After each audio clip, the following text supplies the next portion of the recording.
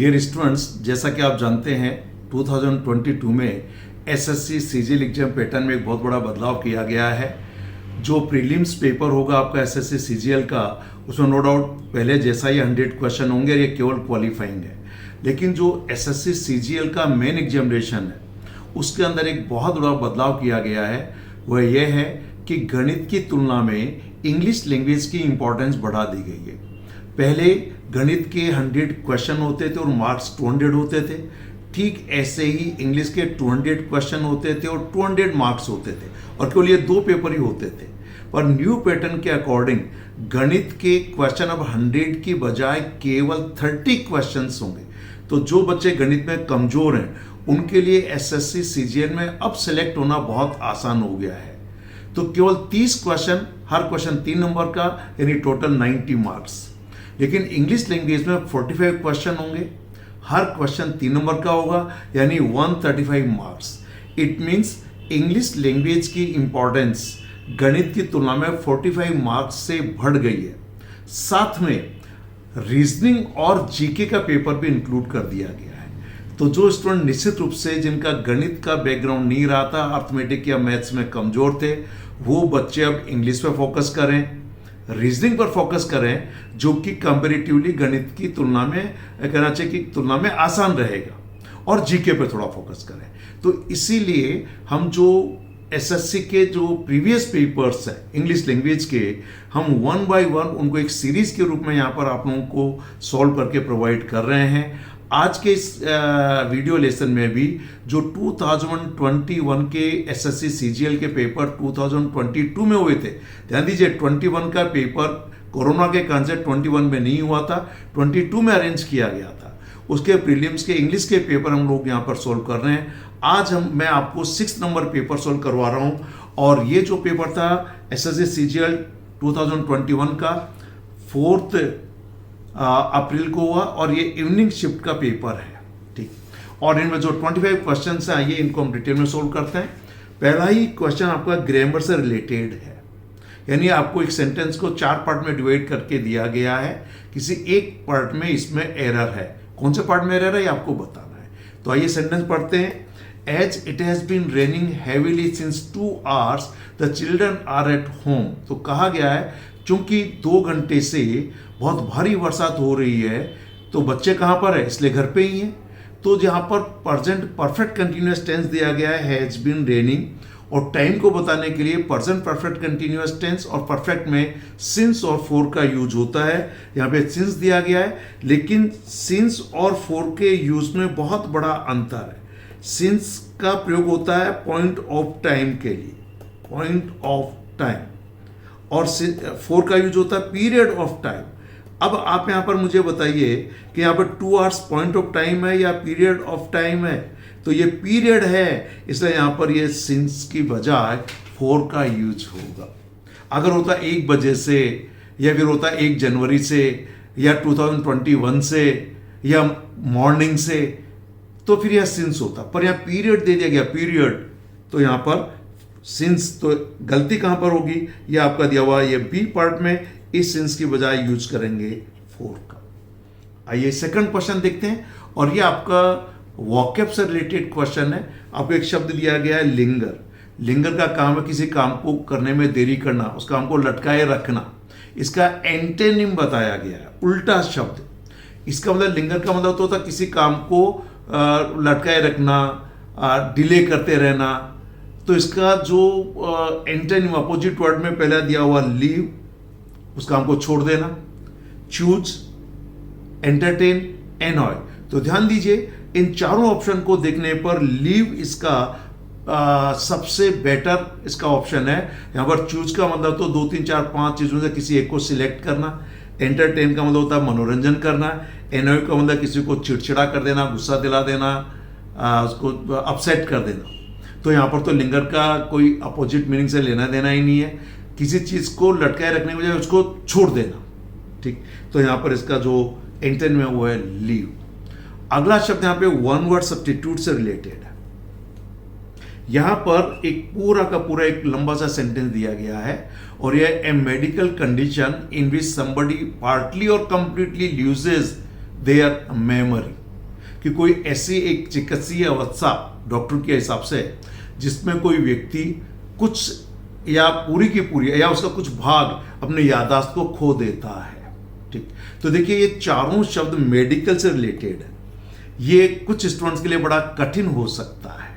पहला शब्द जो दिया हुआ वो है एमनीजिया। पहले तो इसका प्रोनाउंसिएशन देखिए, अमनेशिया नहीं बोलेंगे, एमनीजिया। और एमनीजिया का ही मतलब होता है लॉस ऑफ मेमोरी। अब यहां पर कोई आदमी कोई उसका याददाश्त तो खो देता है, चाहे आधी या पूरी, तो यहां पर अमनेजिया, नॉट अमनेसिया, अमनेजिया। तो आंसर तो आपका यही है, पर हमको मीनिंग सारे समझना चाहिए। दूसरा दिया हुआ यहां पे एस्फिक्सिया। एक्सफिक्सिया का मतलब होता है सांस लेने में तकलीफ होना। क्लियर है?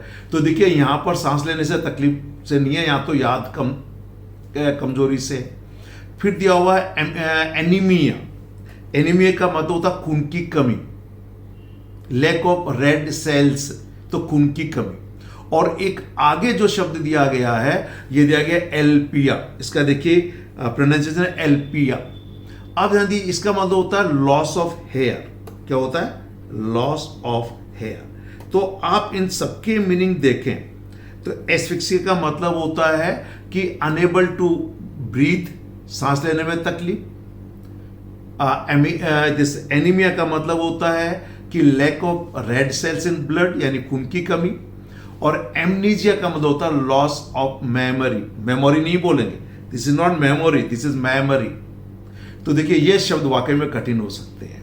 हमारी वन वर्ड सब्स्टिट्यूट की बुक है, और जो हम लोग ये रिकॉर्डेड वीडियो कोर्स जो हमने तैयार किया है, ग्रामर का अलग है, साथ में इडियम्स फ्रेजेस का अलग है, और एक एडवांस्ड वर्ड पावर का जिसमें सिनोनिम, एंटोनिम और कुछ वन वर्ड सब्स्टिट्यूट कवर किए गए हैं, वो अलग है। और केवल कैटेगरी वाइज जो करना चाहिए वन वर्ड सब्स्टिट्यूट है, उनका कंप्लीट चैप्टर अलग है। तो आपको चाहो तो इनका कॉम्बो, और चाहे हमारी बुक्स खरीदें, चाहे रिकॉर्डेड कोर्स खरीदें, आपको ये कंप्लीट कोर्स आपको उसमें मिल जाएगा। ये शब्द वाकई में सामान्य व्यक्ति को मालूम नहीं होते हैं।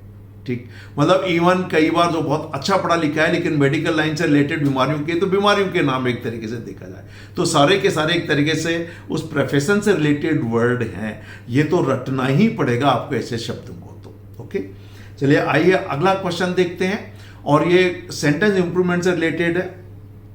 फ्रेंडली लाइक, यहां पर इसकी जगह पर यह गलत हो सकता है। अगर यह सही है तो नो इंप्रूवमेंट आंसर होगा, और अगर गलत है तो क्या सही होगा? तो सेंटेंस है he is so friendly like she is. ध्यान दीजिएगा, एक होता है एज, एडजेक्टिव प्लस एज, यह होता है so plus adjective plus as. कभी कभार इनकी जगह पर अगर आप इनको करना चाहें तो एडवर्ब का यूज भी, एडवर्ब की अगर वो कर रहे हैं तो तुलना कर रहे हैं एक तरीके से करना चाहिए। क्लियर? कहना चाहिए यहां पर कोई किसी के बराबर है या कोई किसी के बराबर नहीं। इक्वालिटी एंड इनइक्वालिटी की बात है यहां पर। क्वालिटी इक्वल है या इनइक्वल है, यहां पर एक तरीके से जो वैसे तो ये एडजेक्टिव के रूप में ही होता है, यहां पर ये फ्रेंड से फ्रेंडली एडजेक्टिव बन गया है। क्लियर? तो यहां पर क्या होना चाहिए? एज, एडजेक्टिव प्लस एज, या सो एडजेक्टिव प्लस एज। कई बार अगर नेगेटिव है तो फिर यहां पर ये नॉट, सो और एज आ जाता है। लेकिन भाई ये लाइक तो आएगा ही नहीं, क्योंकि यहां पर चाहे एज हो चाहे सो, क्या आना चाहिए बाद में एडजेक्टिव के? एज ही आना चाहिए। यहां पर ये ए इसका सही आंसर होगा, यानी यहां पर सेंटेंस गलत था। इसका इंप्रूवमेंट के रूप में जो होगा वो यहां पर लाइक को हटाकर एज करेंगे। तो ये ग्रामर का पार्ट है। ठीक, अगला क्वेश्चन देखिए, यहां पर इनकरेक्टली जो शब्द है स्पेलिंग उसकी गलत है, वो हमें चूज करना। पहला दिया हुआ है स्टेटोरी। स्टेटोरी अमेरिकन प्रोनाउंसिएशन है और स्टेचरी ब्रिटिश प्रोनाउंसिएशन है। तो स्टेटोरी बिल्कुल सही यहां पर स्पेलिंग है, इसलिए इसमें तो ओके है। स्ट्रेटेजी की स्पेलिंग गलत दिख रही है, देखिए यहां पर बेसिकली ई आना चाहिए, तो आंसर यहां पर बी है। बाकी भी अपन देख लेते हैं। ये स्टेशनरी दोनों सही है, यहां पर ए आया है, यहां पर ई आया है। ध्यान दीजिएगा, इसका मतलब होता है जो हम लोग कॉपी किताब पेन पेंसिल खरीदते हैं ना, उस स्टेशनरी को कहते हैं। और ये ARY है, तो इसका मतलब कोई चीज एक जगह पर स्थिर है, एक ही जगह पर रहती है, तो वो ARY वाला स्टेशनरी है। और अगर आप अपने घर में कॉपी किताब नोटबुक पेन पेंसिल खरीदते हैं तो वो स्टेशनरी आप कैसे याद रखें? यहाँ पर ए है, यहाँ पर ई है, तो इसमें इन्वेलप भी आता है। तो अगर आप इन्वेलप की स्पेलिंग देखें तो क्या होता है? EN से शुरू होता है, ठीक। तो यहां पर जो दिया हुआ है ये पूरा का पूरा EN से शुरू होता है इन्वेलप। तो इससे आप याद रख लीजिए ये ई, जैसे कई बार होता है प्रिंसिपल, एक में आता है PAL और एक में आता है PLE, तो यहां पर भी लगता है कौन सा प्रिंसिपल है, कॉलेज का या स्कूल का प्राचार्य है या कोई रूल है, सिद्धांत है। तो ये ए जो है ये एडमिनिस्ट्रेटर, यानी जो कॉलेज या स्कूल का जो हेड है, एडमिनिस्ट्रेटर है, उसके लिए आता है ये वाला प्रिंसिपल। और चूंकि रूल में एलई होता है तो इस एलई को देखिए, तो ये फिर प्रिंसिपल सिद्धांत वाला रूल वाला हो गया। तो अब याद हो जाएगा ना आपको, ठीक है। एक स्पेलिंग में मैं आपको एक चीज और बताना चाहूंगा, देखिए जनरली बिलीव अगर आप देखें या रिलीव देखें तो ये LIE आता है, पर अगर आप यहां पर डिसीव देखें या रिसीव देखें तो CE आता है। तो ध्यान दीजिए C के बाद EI आता है और ये लाई यानी झूठ, LIE हो तो ये लाई वाला झूठ, तो ये LIE आ जाता है। तो आप कहीं ना कहीं इस तरीके की से शब्दों को अपने दिमाग में एसोसिएट कर सकते हैं, ठीक। तो आई होप ये आपको लिए यूजफुल होगा। इरेजर को ले रहा हूं, इरेजर, चलिए हो गया। आइए अगला क्वेश्चन देखिए, और यहां पर देखिए ग्रामर से रिलेटेड एक सेंटेंस है, how many eggs were put into the basket.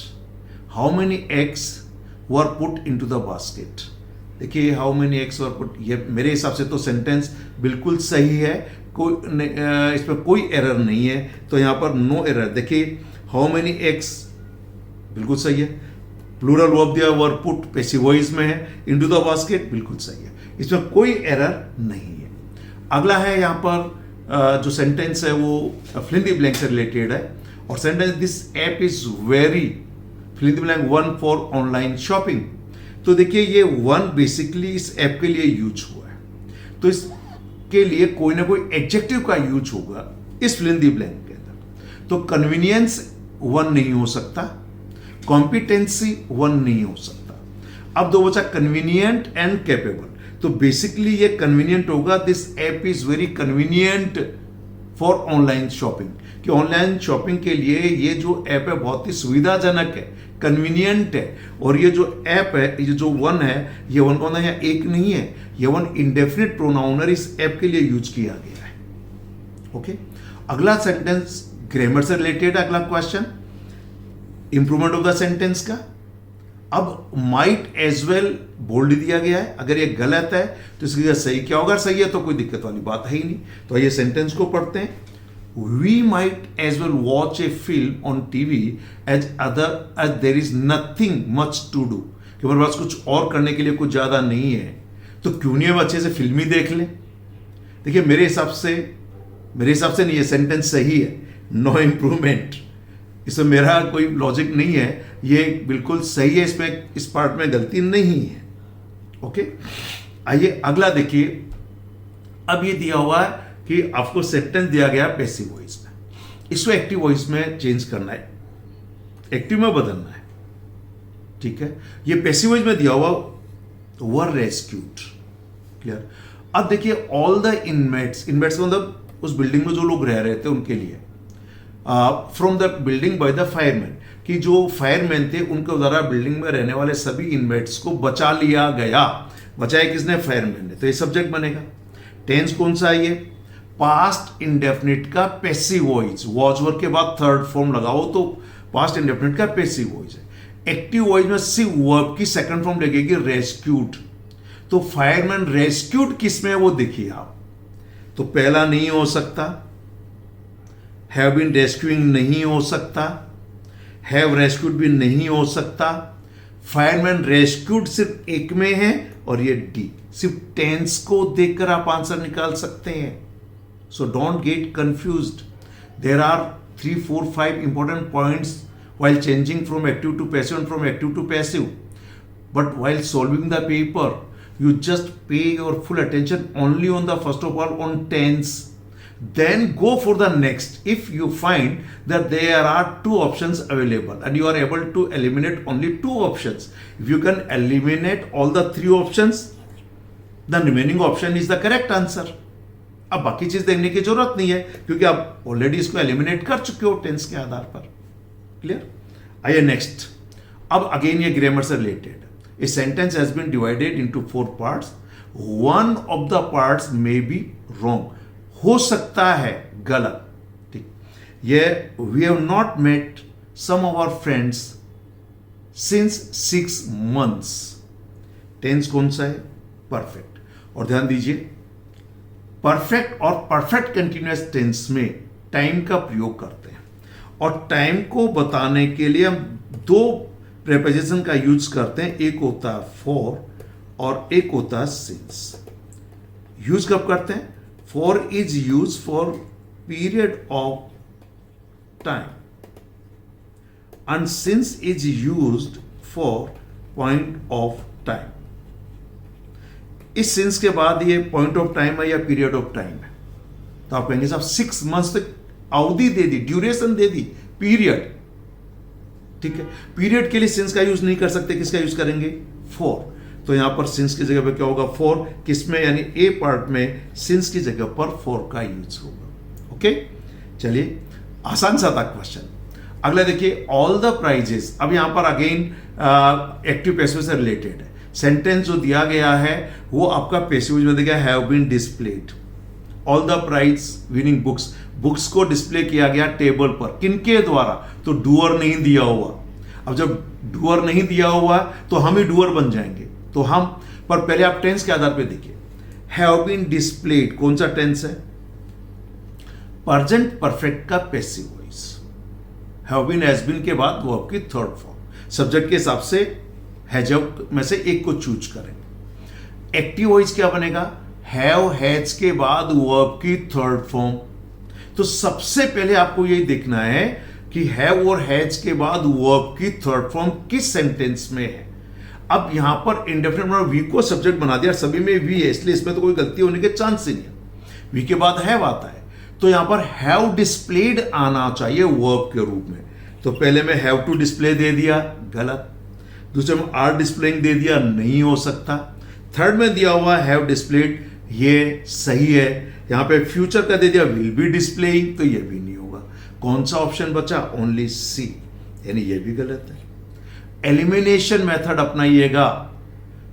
ये मत ढूंढे कि आपका आंसर कौन सा सही होगा या है.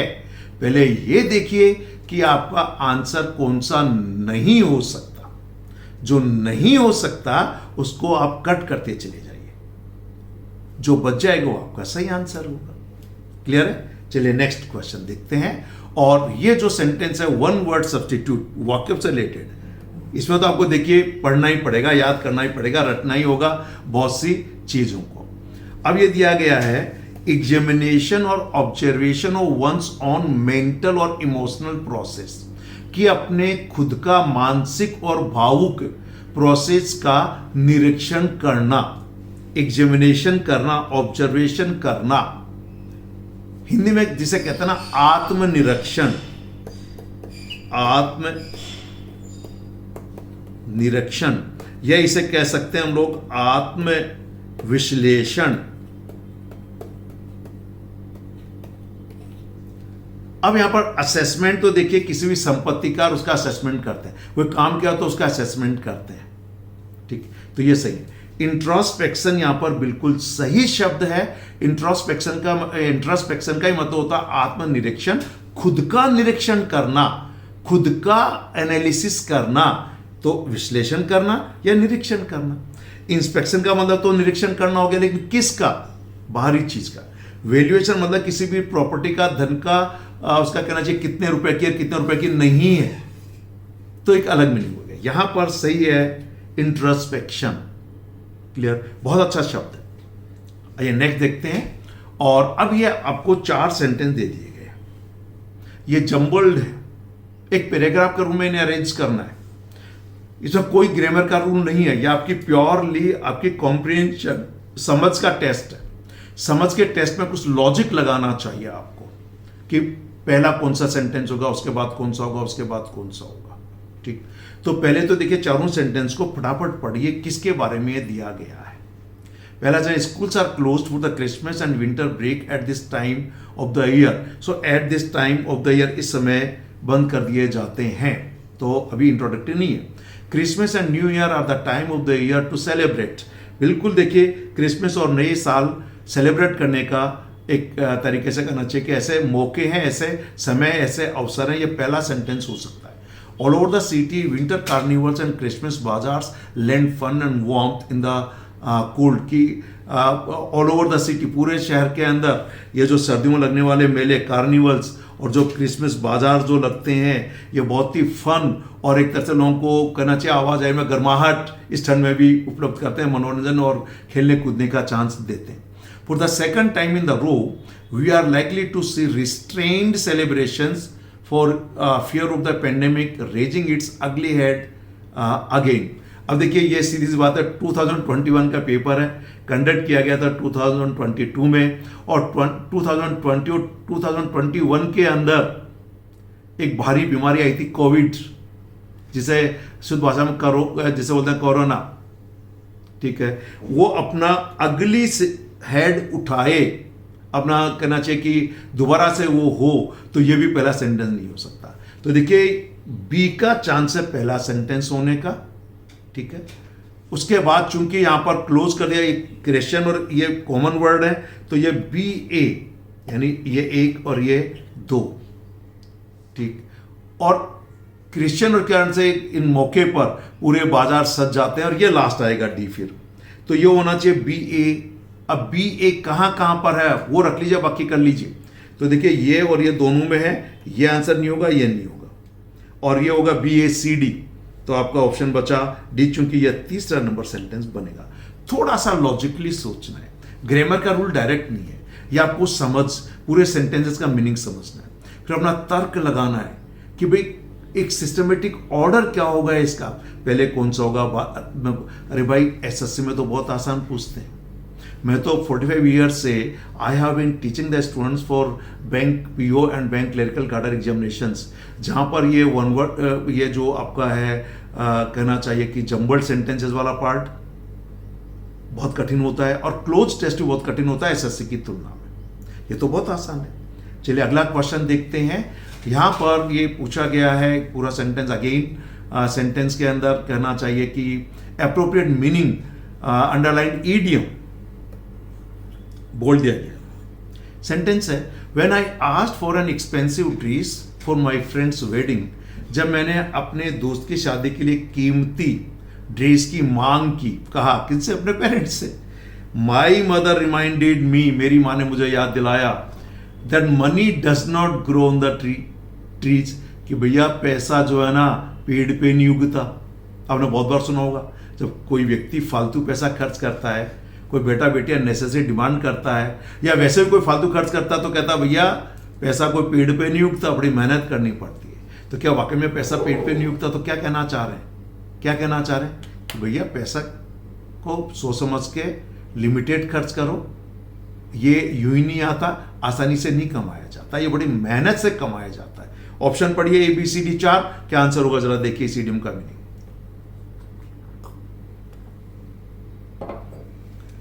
पहला, money is freely available to spend, कि पैसा बहुत आसानी से अवेलेबल है खर्च करने के लिए नहीं। Money is like leaves on a tree and freely available, कि पैसा पेड़ पर पत्तियों की तरीके से आसानी से अवेलेबल है वो पैसा, नो।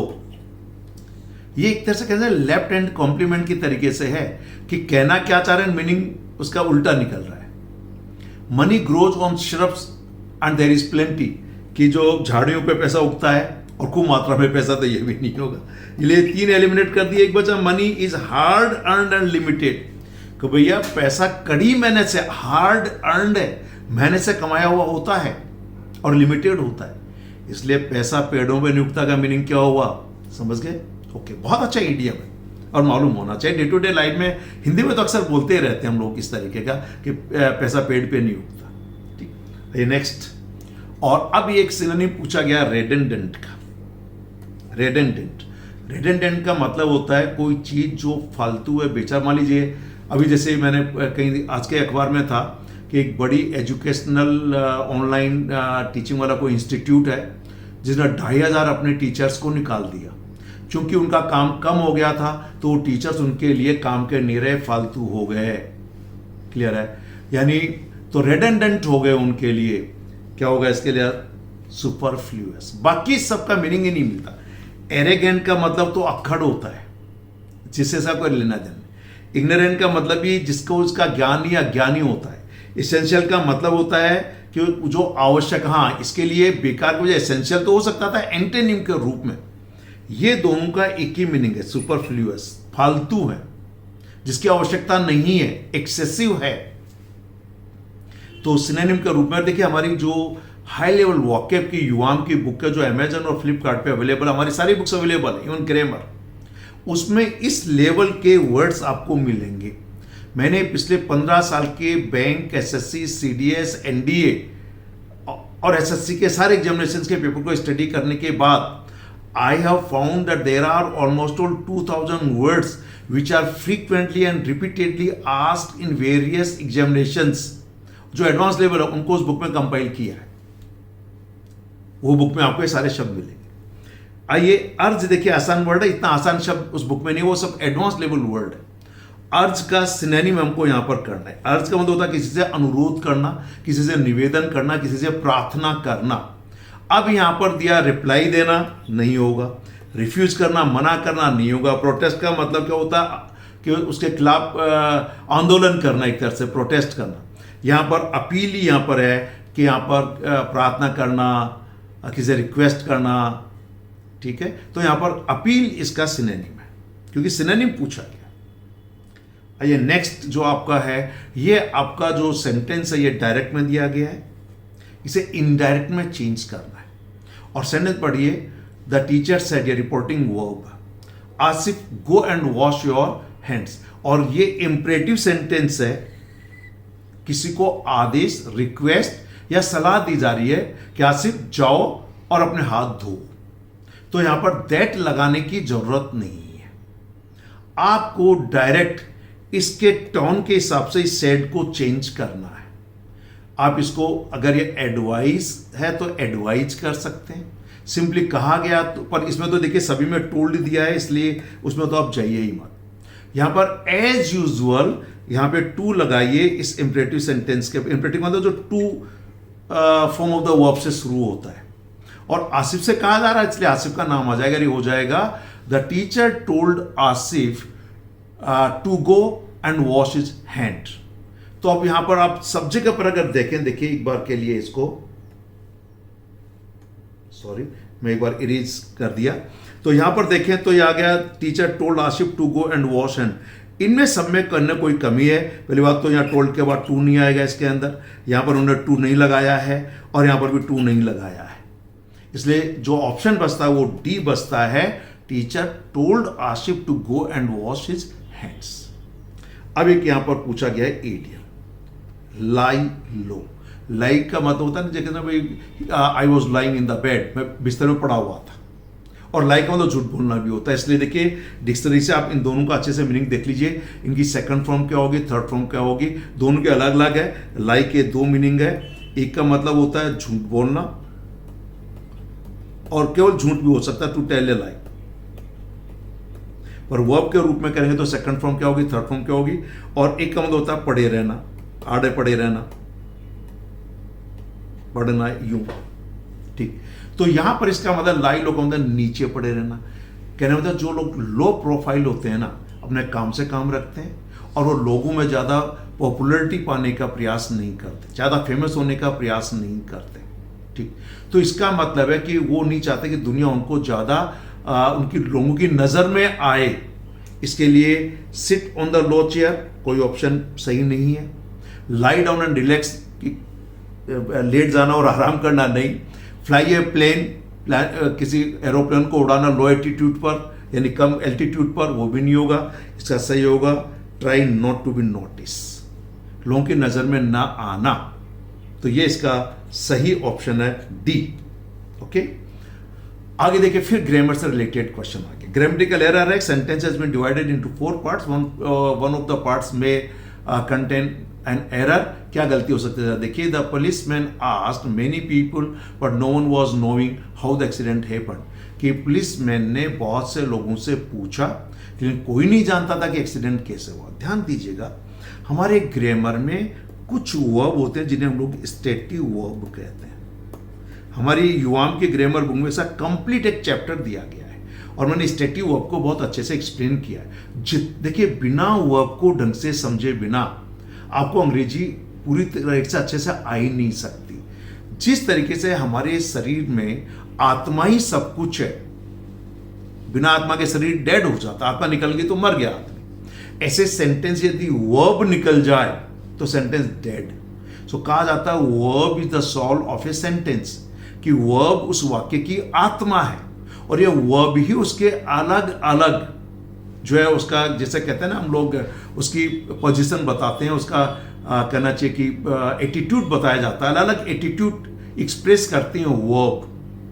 तो वर्ब इंपॉर्टेंट है। स्टेटिव वर्ब का मतलब है कुछ वर्ब्स ऐसी हैं they can not be used in continuous tense और इन प्रोग्रेसिव टेंस, यानी स्टेटिव वर्ब्स को हम लोग कंटिन्यूअस टेंस में यूज नहीं कर सकते, इसे प्रोग्रेसिव टेंस भी कहते हैं।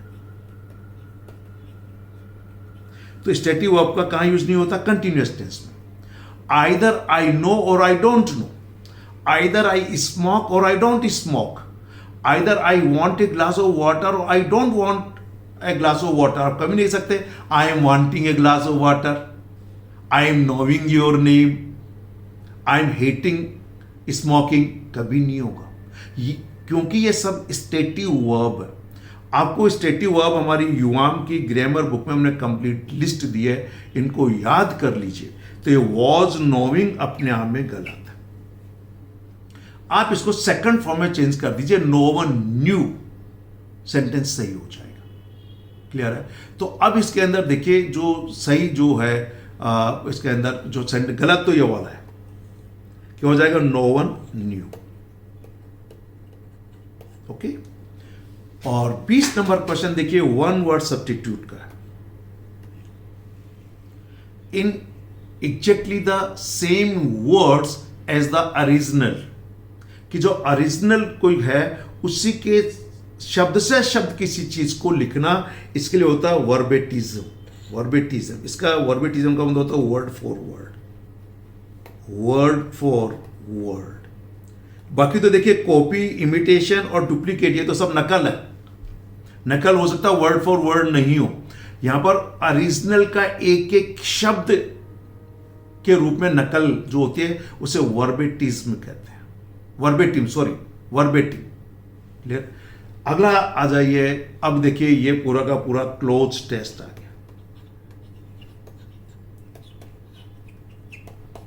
क्लोज टेस्ट, ठीक, एक पैराग्राफ दे दिया, इस पैराग्राफ में कुछ शब्दों को हटा दिया, यानी फिल इन द ब्लैंक दे दिए। आप पहले पैराग्राफ पढ़िए और सेकंड टाइम पढ़ते टाइम ऑप्शन भी साथ में देखिए। पहला दिया हुआ है, new cycle routes have been built in and around the centre of Birmingham and speed limits have been fill in the blank on selected roads. कि देखिए कि एक न्यू साइकिल का रोड बना दिया गया है बर्मिंगटन के चारों तरफ, और उसके लिए एक सिलेक्टेड रोड पर जो लिमिट है स्पीड की उसे क्या कर दिया गया, बढ़ा दिया गया है, कम कर दिया गया, अभी हमारे सामने ऑप्शन अवेलेबल नहीं है। The scheme has now been in for year, कि ये स्कीम अब एक तरह से चल रही है 1 साल से, and has been held as a success, और इन्हें एक बहुत ही सफलता के रूप में उस जो योजना थी नए रोड पे स्पीड को कम बढ़ाने की या कम करने की, उसे सफलता के लिए कहा जा रहा है, वो सफल रही। Since the new speed limits were, कि नई स्पीड लिमिट क्या है, the number of accidents in the area have fallen, यानी कम हो गए।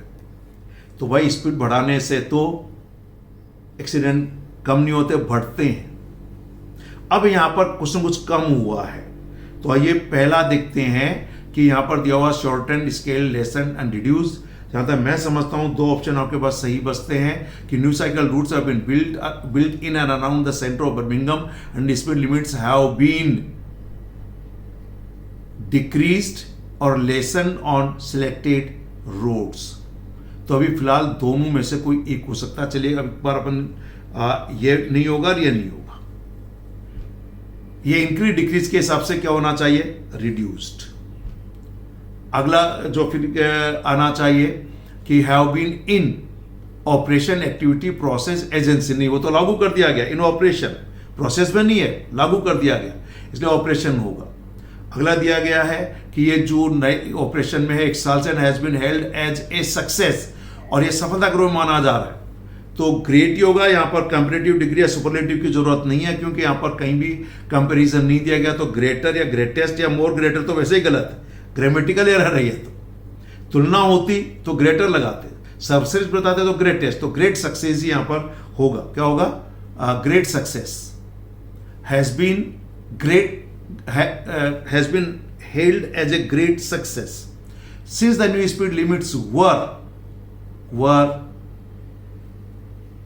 Compelled, dictated, enforced and exact. देखिए फोर्स में लाया गया, लागू की गई, इन्फोर्स्ड होगा यहां पर।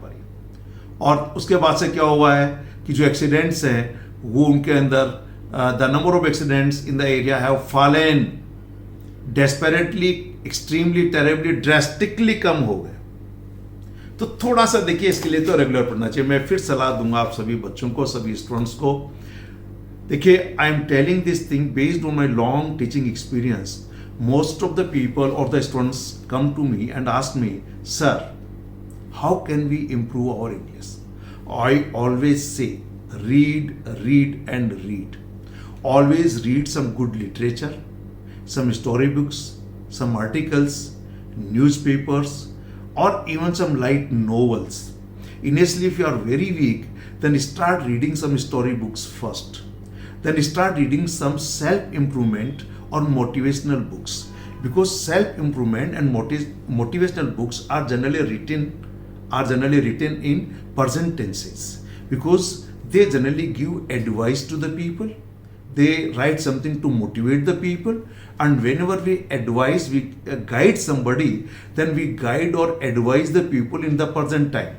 So when you read some motivational or inspirational or self-improvement books, then certainly you will find those books in present tenses, and it will help you a lot to learn present or even some advice about future.